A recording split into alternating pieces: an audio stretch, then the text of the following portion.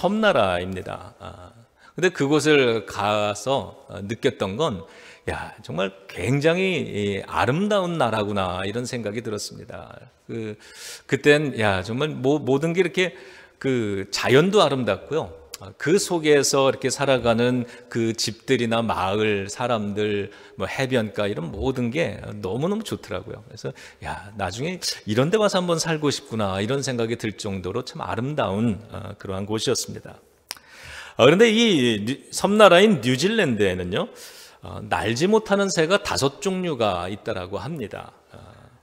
왜 이렇게 날지 못하는 새가 많을까? 그 이유에 대해서 2가지 정도를 이야기를 하는데, 환경이 너무 좋아서, 그래서 먹을 것도 많고요. 이래서 그렇답니다. 그러다가 보니까 이 새들뿐만이 아니라 다른 짐승들도 모든 것들이 넉넉하고 좋으니까 이렇게 막 힘들게 살아갈 필요가 없는 거예요.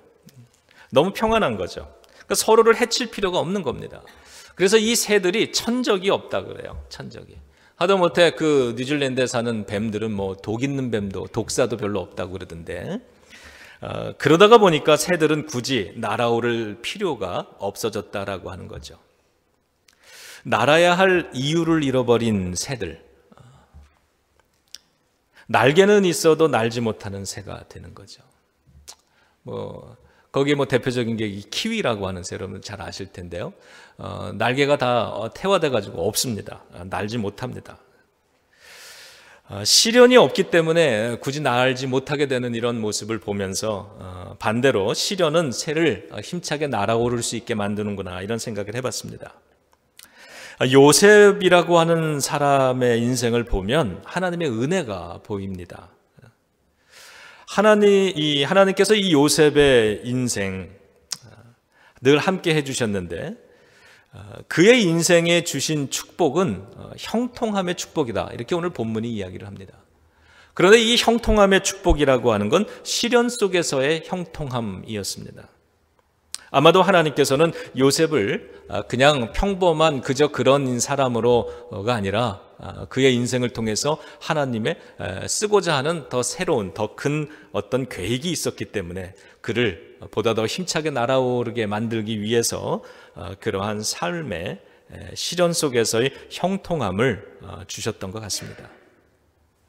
여러분 많이들 아시겠지만 이 요셉의 삶을 이렇게 어릴 때를 이렇게 성경에 비추어서 이야기를 먼저 좀 나눠보면, 이 요셉은 여러 형제들 중에서 특별히 아버지의 사랑을 많이 받으면서 자랐다고 합니다. 그러니까 편애를 받은 거죠. 그래서 이 형제들이 이 요셉을 굉장히 미워했다 그러는데, 미워하게 된 데는 이유가 2가지가 있습니다. 아버지가 이 요셉에게만 좋은 거 먹이고 좋은 옷 입히고 이러니까 형들이 시기 질투했다. 그래서 요셉을 미워하게 됐다, 이렇게 얘기를 하고, 또 하나는 이 요셉은 어릴 때부터 하나님께로부터 받은 어떤 꿈꾸는 재능 같은 게, 어떤 그런 은사, 이런 특별한 어떤 것이 있었던 것 같습니다. 그가 많은 꿈을 꾸면서 그 꿈 이야기들을 가족들에게, 형제들에게 들려주는데, 그 꿈의 내용을 이야기하는 것 때문에 형들이 요셉을 더더욱 싫어했다고 그렇게 성경은 말합니다. 그래서 그 미움이, 이제 그 형들 속에 있는 그 미움이 이 요셉을 아버지가 없을 때 들판에서 이 동생을 노예상에게 팔아버리는 그러한 모습으로 나타나게 되죠. 그래서 이 요셉은 형들의 손에 의해서 어느 날 갑자기 노예로 팔려간 겁니다. 아버지의 사랑과 좋은 것을, 평안한 가정을 제공받으면서 살던 그러한 어린 소년이 어느 날 갑자기 노예가 된 거예요. 팔려간 거예요. 고향 땅을 떠나간 겁니다. 자의가 아니라 타의에 의해서. 그의 인생은 하루아침에 나락으로 떨어지는 거죠. 전혀 새로운 인생의 시기를 맞이하게 되는 겁니다. 노예로 팔려간 그의 기구한 인생. 그런데 바로 그 노예로 팔려간 그 시기에 이 요셉에 대해서 성경이 증언하는 내용은, 여러분 오늘 본문 성경을 피셔서 39장 3절을 좀 같이 읽어보겠습니다. 자, 성경은 그러한 요셉의 모습을 보면서 뭐라 그러는가? 자, 3절 읽습니다. 시작. 그의 주인이 여호와께서 그와 함께 하심을 보며 또 여호와께서 그의 범사에 형통하게 하심을 보았더라. 노예로 팔려갔는데 그러한 요셉을 가리켜서 성경은 그는 형통한 사람이라고 이야기를 하는 겁니다. 무언가 앞뒤가 좀 안 맞는 것 같습니다. 여러분, 이게 무슨 형통한 겁니까? 하루아침에 정말 인생이 바닥으로 떨어졌는데 이게 무슨 형통한 거예요? 더군다나 그곳에서 팔려간 곳에서 또 열심히 일을 하는데 누명을 쓰게 됩니다. 억울함을 당합니다. 그래서 그는 감옥에 들어가게 되죠. 자, 감옥에 들어갔을 때 그의 모습을 보면서 성경은 또 뭐라고 증언을 하는가? 39장 23절도 찾아서 같이 읽습니다. 시작. 간수장은 그의 손에 맡긴 것을 무엇이든지 살펴보지 아니하였으니 이는 여호와께서 요셉과 함께 하심이라. 여호와께서 그를 범사에 형통하게 하셨더라. 노예로 팔려간 것도 억울한데 이제는 감옥에까지 떨어졌거든요. 그런데도 그러한 요셉을 보면서 웬일인지 성경은 그는 형통했다. 그것도 범사에 형통했다. 이렇게 이야기를 합니다. 여러분, 우리가 여러분 가운데 혹시 어려운 일들을 만나셨거나 아니면은 이렇게 내 인생이 이전보다 더 못하게 됐다거나 아니면 실패를 경험하거나 이런 어려운 가운데 놓여 있는 분들이 계시다면, 자, 오늘 이 요셉의 삶에 임하시는 하나님의 그 말씀, 이것을 통해서 우리의 삶도, 여러분의 삶도 형통한 삶이라고 하는 그러한 믿음을 가지고 용기를 내셨으면 참 좋겠습니다.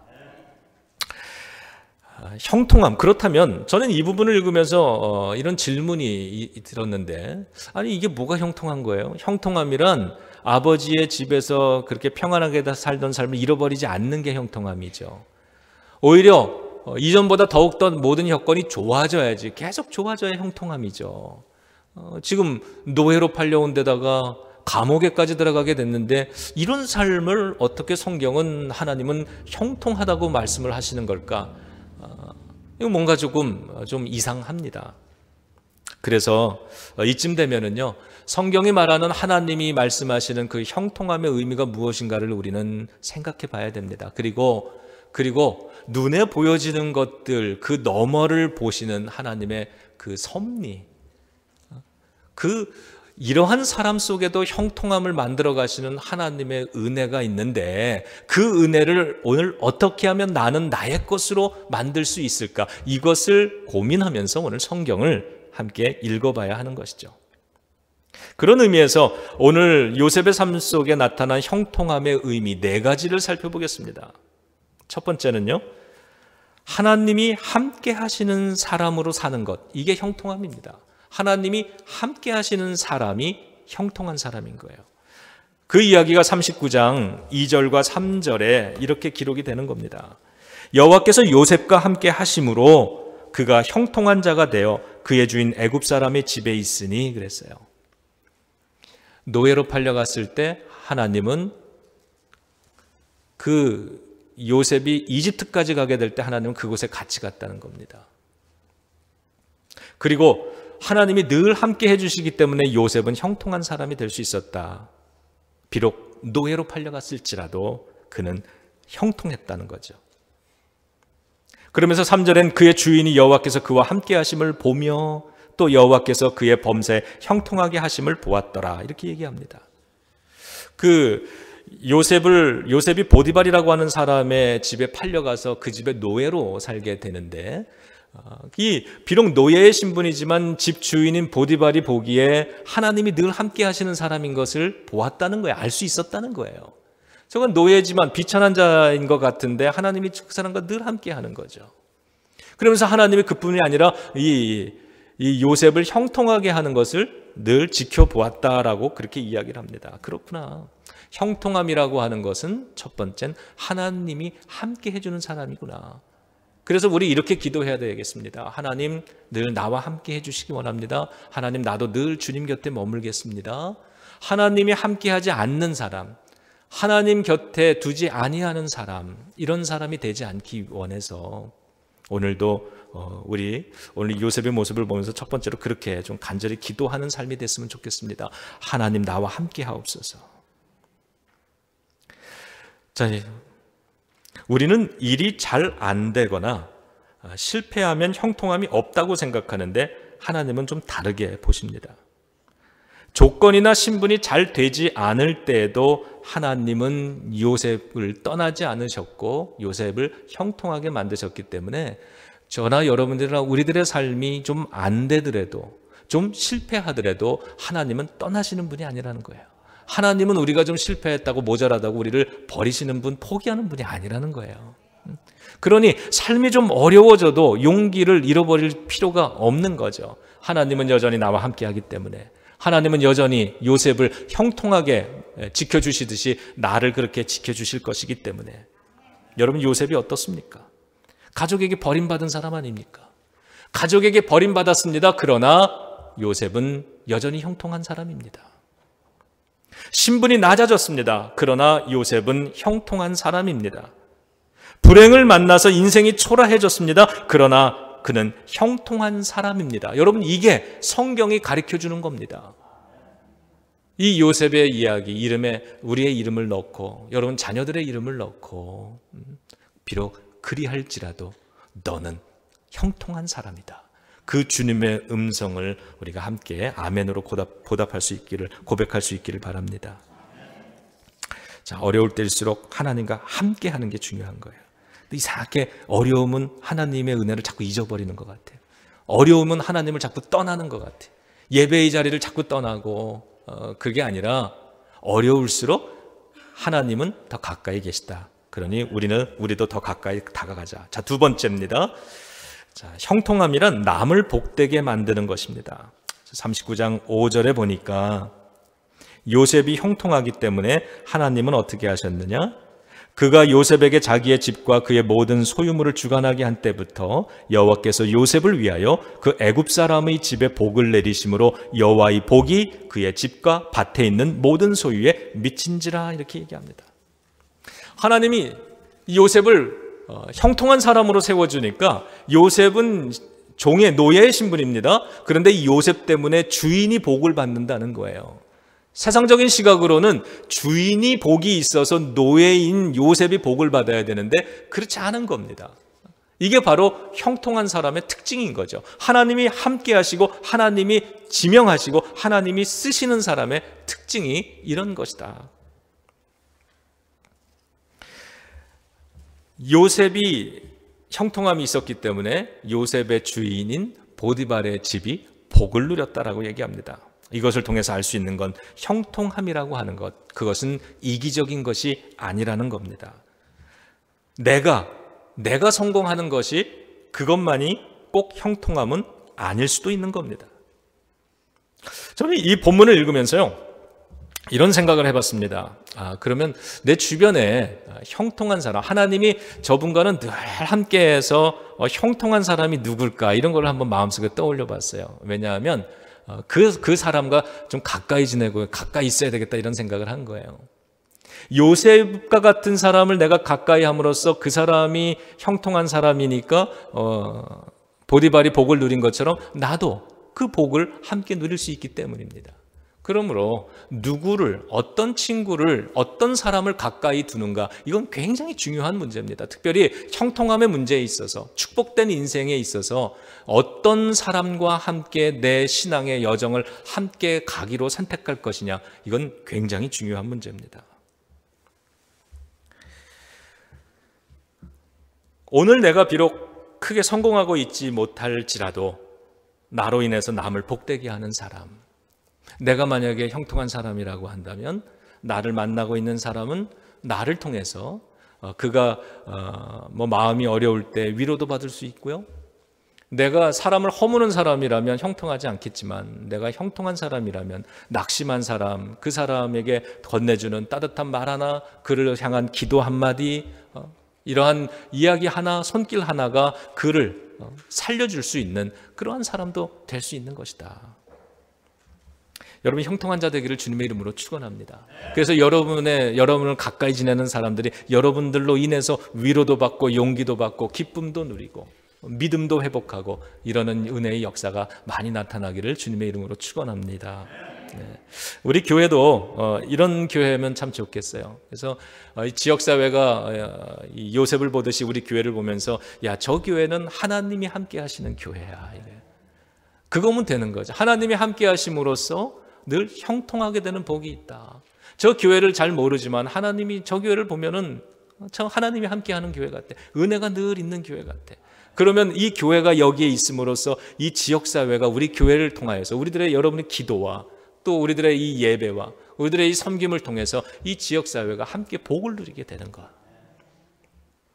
자, 세 번째로는 형통함은 기회로 주어지는 것을 볼 수 있습니다. 39장 4절에서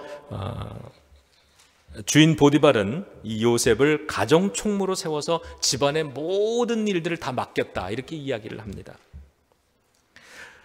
처음부터 이러진 않았을 겁니다. 요셉도 처음에는 노예로 와서 다른 노예들과 똑같은 일을 했겠죠. 그런데 그가 하나님이 함께 하심과 형통하게 하시는 것을 보면서 그에게 기회를 제공하게 됩니다. 집안의 일을 맡기는 거죠. 그랬더니 그 집안의 일을 맡아서 그는 성실하게 열심히 일을 합니다. 비록 지금 가정총무가 아무리 좋은 자리라 할지라도 예전에 아버지의 집에서 그가 누리던 그러한 축복에 비하면 정말 보잘것없고 하찮은 것일 겁니다. 그러나 형통한 사람은 하나님이 베풀어 주시는 그 기회를 결코 가볍게 여기지 않는 법입니다. 그래서 그는 인정을 받습니다. 서 있는 자리 비록 어디에 있든지 그는 인정을 받게 되는 거죠. 39장 6절에 가서 그는 그래서 모든 집안의 소유를 다 자신이 맡아서 관리할 수 있었다. 아마도 이러한 기회 때문에 요셉이 누릴 수 있었던 좋은 점들이 많을 겁니다. 그렇기 때문에 다른 노예들로부터, 다른 사람들로부터 보호받았을 겁니다. 그리고 그는 물질적으로도 다른 종들보다 훨씬 넉넉하게 그렇게 보호받으며 살 수 있었을 것입니다. 39장 20절로 넘어가면 그가 감옥에 갇히게 됩니다. 그런데 감옥에 갇혔을 때에도 똑같은 이야기를 합니다. 하나님이 그와 함께 하셔서 그래서 간수장으로부터 은혜를 입었다, 이렇게 얘기를 합니다. 감옥에 갇혔는데도 거기서도 간수장으로부터 인정을 받고 간수장이 또 일을 맡겨서 그 일을 하게 됩니다. 어디를 가든지 그는 기회가 주어지죠. 주어지는 그 일들을 충성을 다해서 최선을 다해서 감당하는 모습을 보게 됩니다. 하나님은 그러한 기회를 통해서 요셉의 인생을 더 이렇게 형통하게 이끌어 가셨던 것이죠. 기회를 버리지 않는 성실함, 그리고 하나님이 주신 그 기회를 소중히 여기면서 오늘 내가 할 수 있는 일을 최선을 다해서 감당하는 그러한 삶, 그러한 인생에 하나님은 형통함의 축복을 주십니다. 자, 이제 집에서 열심히 일을 하는데 하나의 사건이 또 일어나죠. 그 주인 보디발의 아내가 성적으로 요셉을 유혹합니다. 요셉은 그것을 거절했습니다. 거절한 이유 두 가지가 오늘 본문에 나오는데요. 하나는 하나님 앞에서 내가 그럴 수 없다는 그 신앙적인 이유가 하나였고요. 또 하나는 나에게 은혜를 베풀어 준 주인의 보디발의 그 은혜에 내가 신의로 보답을 해야 된다. 바로 이겁니다. 이 두 가지 때문에 거절을 했는데 이 부인이 자존심이 많이 상했겠죠. 그래서 모함을 합니다. 거짓으로 이 요셉을 모함을 해서 이 요셉이 감옥에 가게 됩니다. 얼마나 억울한 일입니까? 노예로 팔려온 것도 참 속상한데 겨우 뭔가를 좀 다시 한번 기반을 여기서 재기해 보려고 애를 쓰는데 조금 잘 되는가 싶더니 이번에는 억울하게 누명을 쓰고 감옥까지 내려가게 됩니다. 그런데 성경은 놀라운 것은 그 감옥에 갇혀 있는 요셉을 향해서도 그는 하나님이 함께 하심으로 형통한 사람이라고 말을 해준다는 겁니다. 하나님은 요셉이 감옥에 들어갔을 때 같이 그곳에 계셨다라고 하는 거죠. 이게 하나님의 은혜죠.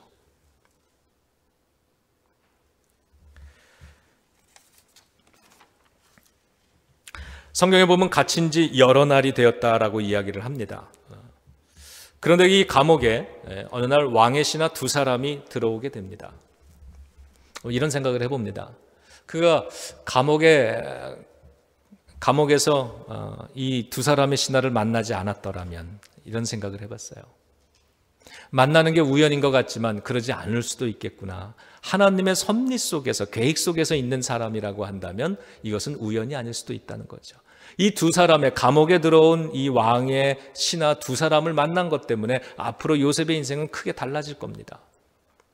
더 나아가서 그렇다면 요셉이 감옥에 들어가지 않았더라면 그래도 이 신하들을 만날 수 있었을까? 장담할 수 없습니다. 어찌되었건 감옥에 갇혀서 감옥에 있는 동안에 왕의 신하 두 사람을 만나게 됩니다. 그런데 이 두 사람이 꿈을 꿉니다. 꿈에 관해서는 요셉이 또 일가견이 있지 않습니까? 그 꿈 이야기를 듣고 해석을 해줍니다. 그 중에 술 맡은 관원의 꿈을 해석해 주면서 당신은 이제 그 꿈의 내용대로 곧 복귀가 될 것이라고, 사면 복권될 것이라고 그렇게 예언을 해줍니다. 그러면서 술 맡은 관원에게 요셉이 이렇게 부탁합니다. 그게 40장 14절에 나와 있는 내용인데, 당신이 잘 되시거든 자, 나를 생각하고 내게 은혜를 베푸셔서, 이렇게 얘기했어요. 자, 이제 당신이 내가 꿈을 해몽해 드린 대로 자, 이제 여러분 잘 참고 기다리세요. 포기하지 마세요. 이 꿈의 내용대로 당신은 복권 될 겁니다. 자, 내 말대로 당신이 복권이 되거든 나를 생각해 주세요, 그거예요. 그리고 나에게 은혜를 좀 베풀어 주세요. 그래서 나의 사정, 나의 이 억울한 사정, 이것을 바로 왕에게 좀 아뢰어 주세요. 이렇게 부탁하는 거죠. 그리고 뭐라 그래요? 이 집에서 나를 건져 주소서. 그럼 이 집에서 나를 건져 주소서. 요셉이 원했던 것은 감옥에서 나가는 게 아닙니다. 이 감옥에서 나를 끄집어내 주세요라고 말하지 않고 이 집에서, 내가 노예로 억울하게 팔려와서 여기서 억울하게 노예 생활을 하고 있는데 나의 이야기를 왕에게 잘 이야기해줘서 나의 이 형편을 다시 자유인으로 좀 되돌려 달라고, 그래서 나로 하여금 자유인이 되어서 집으로, 고향으로 돌아갈 수 있게 해달라고 부탁하는 겁니다.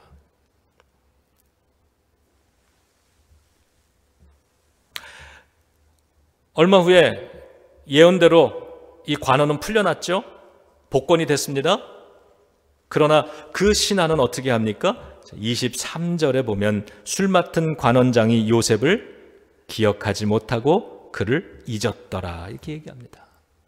약속을 해놓고 까맣게 잊어버리는 겁니다.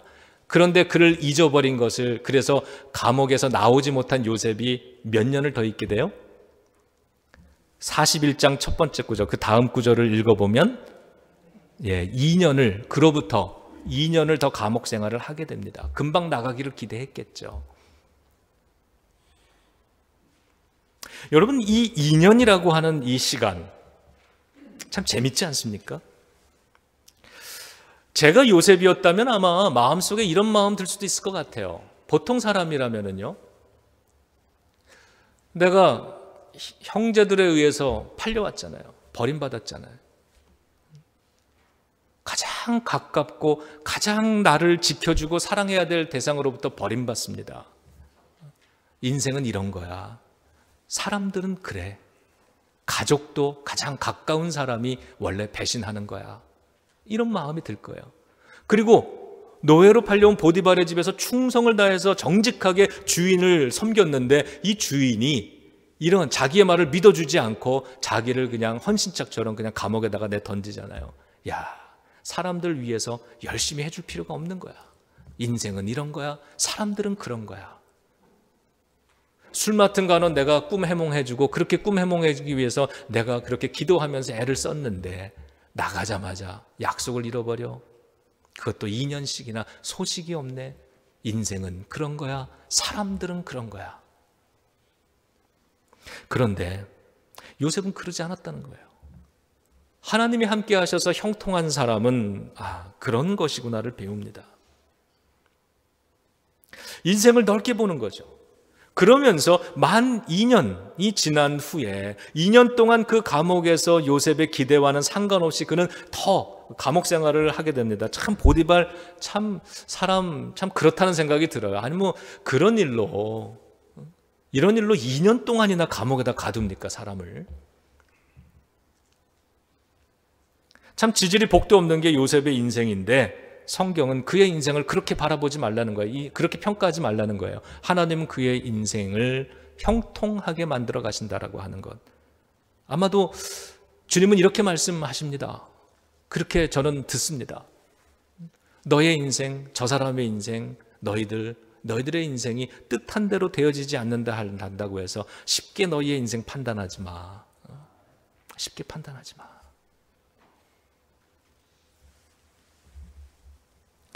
이 2년이란 세월, 인생을 한번 넓게 봅니다. 하나님의 형통함이라고 하는 시각으로 요셉의 이 2년 이후에 벌어지는 일들을 바라봅니다.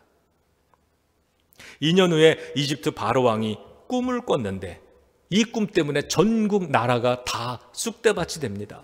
이 꿈이 하도 기묘한데 아무도 해석을 못하는 거예요. 나라가 발칵 뒤집혔습니다. 그때 이 술 맡은 관원이 누구를 떠올린 거예요? 2년 전에 감옥에서 만났던 요셉을 그때 떠올린 겁니다. 그러면서 요셉이 있었지, 내가 요셉과 약속했던 게 있었지. 그러면서 왕이요, 당신의 꿈을 해몽해 줄 한 사람이 있습니다. 그러면서 수소문했겠죠. 당장 감옥에다가 연락을 해봤을 거예요.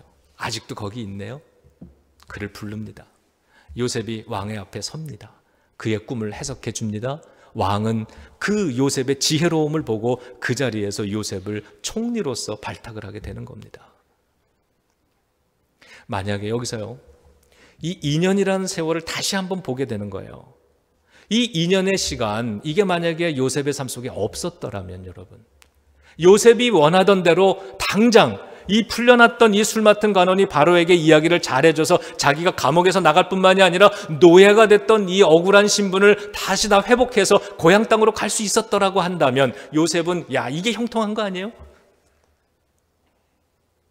그런데 2년이라는 세월, 만약에 이 2년이라는 세월이 없었더라면, 요셉이 만약에 그 이집트를 떠나서 아니면 지방 어디에 가서 어느 곳에서 다시 고향 땅으로 돌아가서 살았다면 이 술 맡은 관원이 요셉을 수소문하지만 못 찾을 수도 있는 겁니다.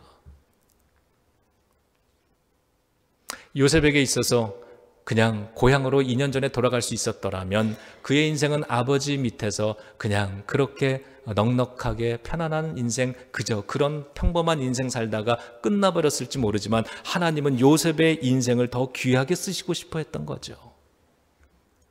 그래서 이 2년이 있었기 때문에, 2년이 당장은 지금 이 순간은 너무 억울하고 너무 괴롭고 인생이 풀리지 않는 것 같이 보여지지만, 그러나 하나님의 형통케 하는 섭리 안에서 보니까 이 2년이 있음으로 해서 2년 후에 요셉은 총리 대신에 새로운 삶을 살게 되는 거죠. 그뿐만이 아닌 겁니다. 요셉의 인생이 이제 요셉으로 인해서 그의 가족들이 기근 속에서 이민을 오지 않습니까?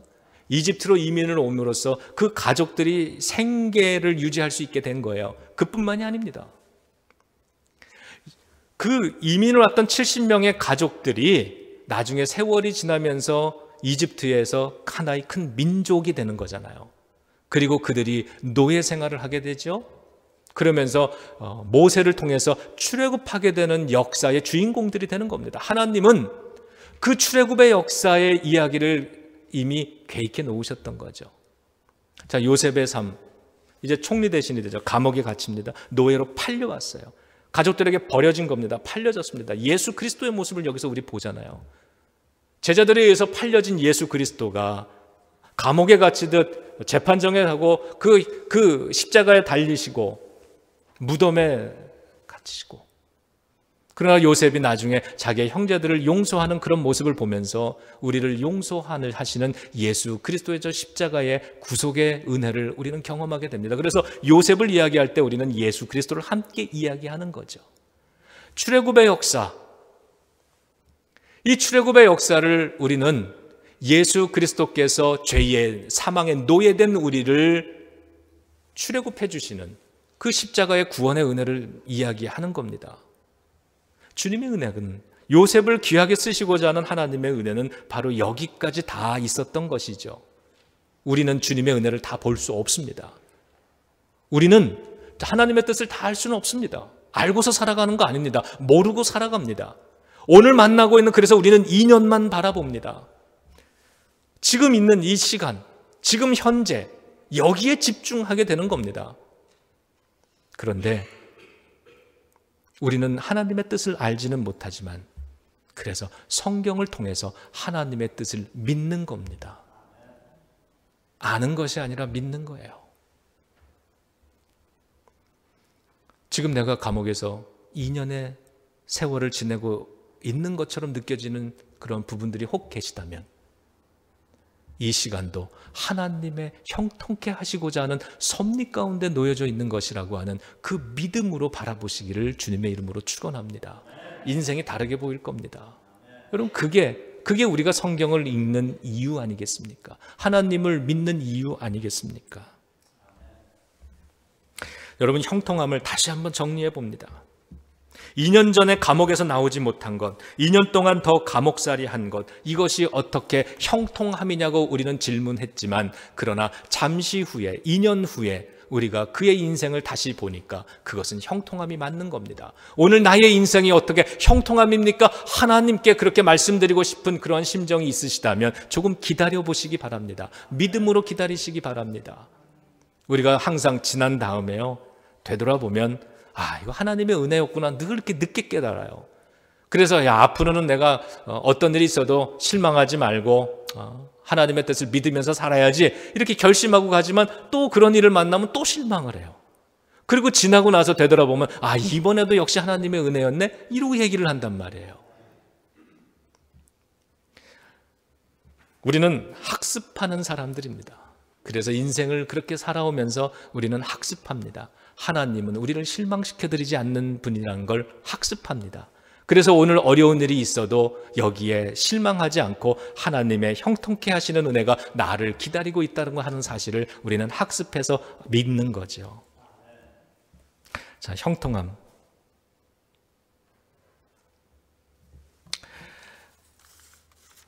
다시 한번 생각해 봅니다. 그래서 마지막 4번째로 이렇게 정리를 해봅니다. 형통함이란 하나님의 계획 안에 놓여 있는 것이다. 2년의 이 딜레이 된 것, 이것도 축복이었다는 겁니다. 지금 내 삶에 만나고 있는 어떤 응답의 딜레이 되는 것, 이 딜레이는 형통함의 증거일 수도 있는 겁니다. 여러분, 지금 풀려나고 고향으로 돌아가서 그럭저럭한 인생 다시 사는 길 원하십니까? 아니면 하나님의 섭리 가운데 조금 더 견디다가 하나님이 예비해 놓으신 형통함의 삶, 보다 나은 삶을 살기 원하십니까? 여러분의 자녀들이 요셉의 형편에 있다면 그들이 원하는 대로 금방 문제가 해결되고 그냥 이전의 인생을 그냥 살아가는 게 좋겠습니까? 아니면 하나님의 섭리 가운데 기다렸다가 하나님이 그를 귀하게 쓰는 인생 살아가기를 원하시겠습니까? 아프리카에는요, 돌을 등에 짊어지고 건너야만 되는 강이 하나가 있다고 합니다. 그 강의 수심은 그렇게 깊지가 않대요. 그런데 물살이 너무 세가지고 그냥 사람이 이렇게 들어가면 이 물살에 이렇게 떠내려간다 그래요. 그래서 그 강을 건너려면 좀 힘이 들어도요, 큰 무거운 돌 하나를 어깨에 짊어지고 건너가야만 된답니다. 그래야만 떠내려가지 않고 건너갈 수 있다는 거예요. 우리가 살면서 물살이 센 인생 강물 만날 때가 있습니다. 요셉과 같이 참 거센 인생 강물 만날 때가 있죠. 그런데 그 인생의 무거운 짐 하나쯤 짊어지고 있는데 그건 하나님께서 이 세찬 물살에 떠내려가지 않게, 밀려가지 않게 하기 위해서 결국 그 강물을 건너가게 하시려고 주신 은혜의 선물임을 우리가 기억할 수 있기를 바랍니다. 오늘 이 요셉에게 짊어주신 큰 돌덩이 같은 것이 결코 실패가 아니고 결코 고난이 아니라고 하는 것, 그것은 형통함이라고 하는 것을 성경은 계속 우리들에게 알려줍니다. 노예로 팔려갔을 때 그는 형통한 사람이야. 감옥에 떨어졌을 때 그는 형통한 사람이야. 하나님, 2년을 더 기다려야만 될 때 그는 여전히 형통한 사람이야. 저를 따라서 한번 고백해 보시기 바랍니다. 나는 형통한 사람이다. 나는 하나님이 함께 하시는 형통한 사람이다. 노예이신 분도 감옥도 2년의 시간도 사람에 대한 실망도 버려짐도 실패도 낮아짐도 상실함도 여러분 저와 여러분들 우리를 하나님이 허락하시는 형통함에서 끊을 수 없습니다.